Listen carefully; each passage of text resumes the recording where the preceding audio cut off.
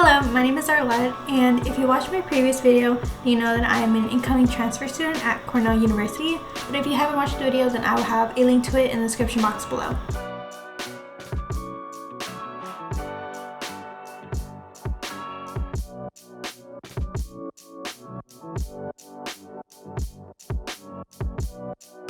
So in my previous video, I mentioned that I would be talking about my original application to Cornell. So I graduated high school in 2019, meaning that I applied to Cornell in winter of 2018.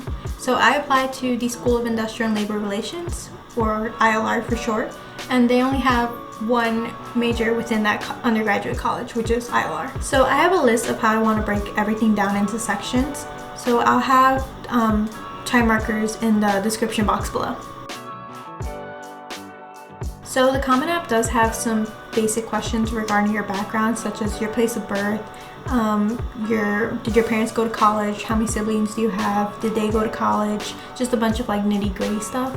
So I'm just gonna throw out like some of the basic stuff about my application. I am a first-generation Latina, born and raised in the city of Chicago. My parents did not attend college, so I'm a first-generation student.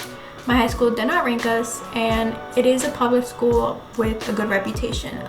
If you live in Chicago, it is a selective enrollment school, so you kind of know what that entails.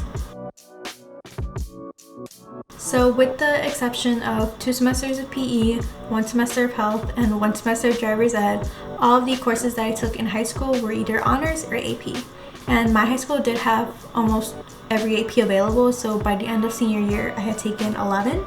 So these are the courses that I took freshman year, sophomore year, junior year, and senior year.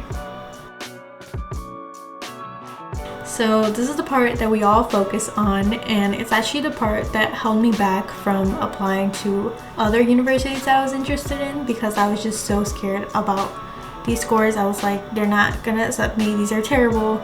But for whatever the reason, I took a chance and I was like, let me just apply to Cornell, and here I am. Please, please, please, please, please do not focus so much on GPA and SAT, ACT scores. I mean, obviously try to do well in that respect, but don't let it be the deciding factor in whether or not you apply to a certain university. In my case, both my unweighted and weighted GPA scores were within Cornell's range, but the SAT score, so I took the SAT and ACT both with writing, but they were about the same, so I ended up just sending my SAT score to Cornell just because it was easier to send that score. And based on their average for the class of 2022, my score was way below it.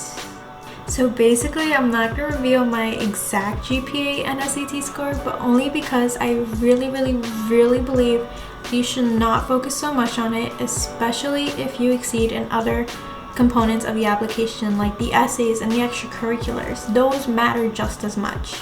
So when I was discussing GPA and standardized testing with other students who received the transfer option, I noticed a little trend kind of. So those of us who had a stronger GPA didn't do so great on the SAT, ACT, and then the same can be said about the opposite. Those of us who did well on standardized testing didn't have that great of a GPA. So make of that what you will, but just remember, your scores are not the only part of your application. I did take 3 SAT subject tests, but ILR didn't require them, so I didn't send those in.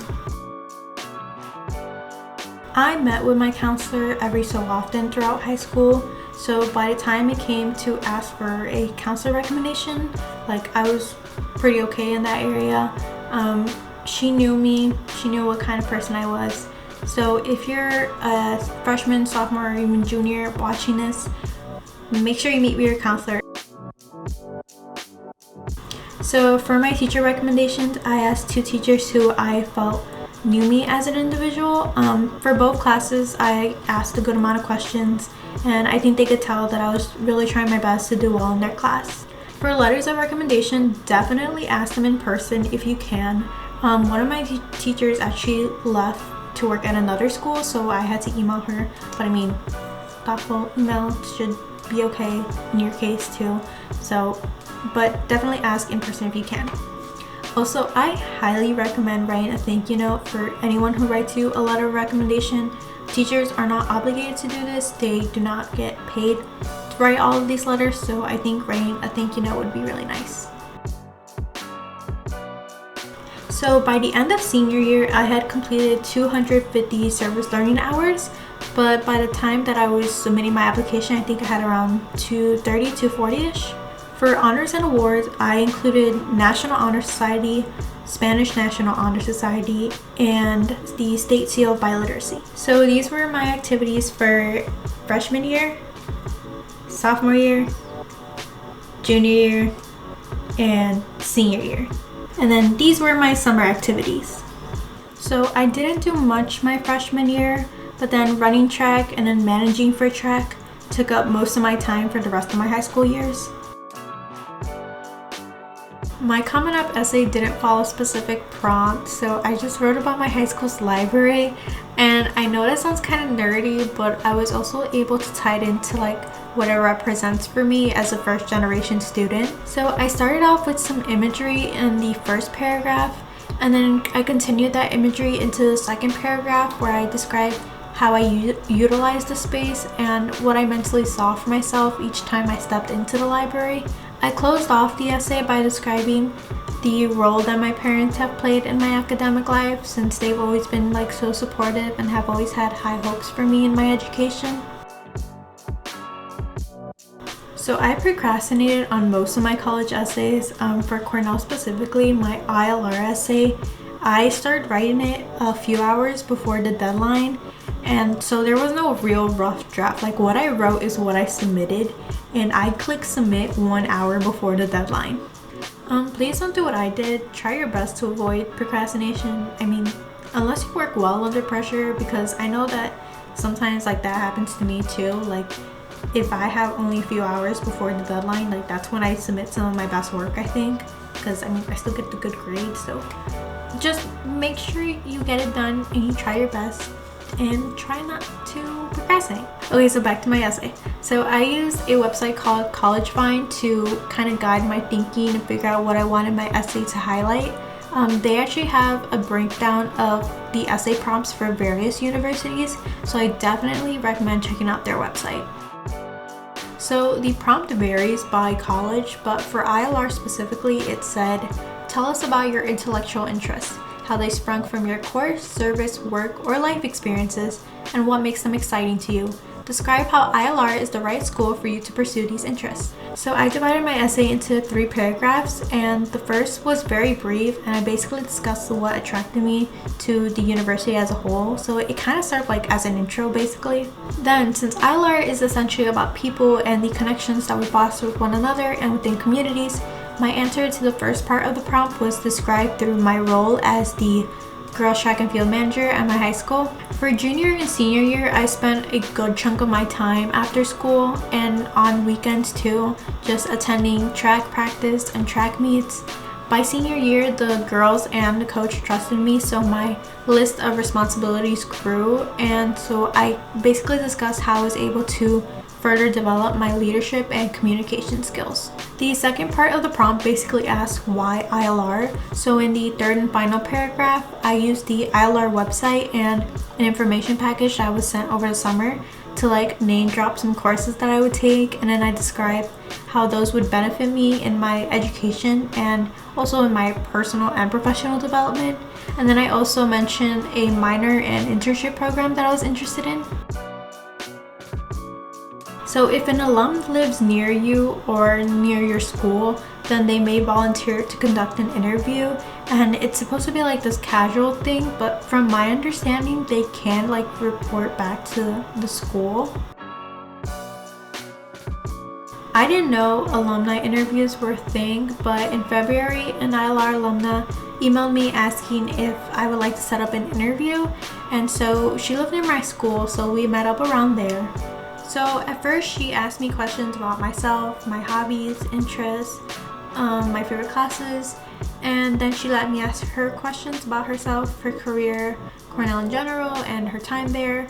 So me being me, I pulled out like a whole list of questions about Cornell and like the student experience. So I was interested. I've always been interested in Cornell. I wanted to make sure that she could tell that I was interested in Cornell. She was super, super nice, but I still struggle with interviews. I get kind of nervous. And so after that interview, I was like nearly in tears because I was like, that's it. I blew my chances. There's no way I'm getting accepted after that. So that was just quite an experience. So just remember that there's no secret formula to like getting into Cornell or any Ivy. I mean, unless your parents are donating a building or something, but like normally for most kids, like there's no secret formula.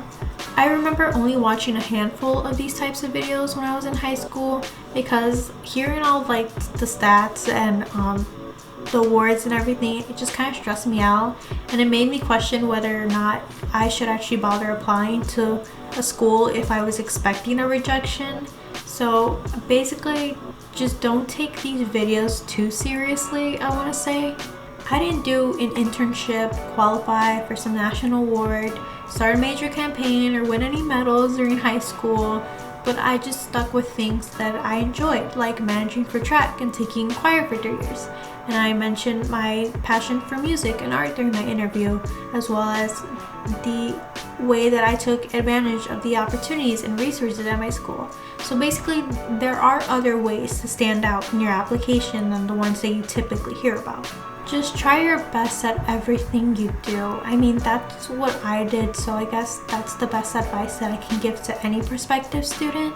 So that's it for this video. I do want to do a dorm tour, but I do have to wait for stuff to get shipped here because I am still in quarantine. If you have any like specific videos that you like to see, or you have any specific questions, then you can comment those in the comment section below, or you can DM me on Insta at simplyshayla21. And yeah, I think that's it. Okay, I'll see you in my next video. Bye.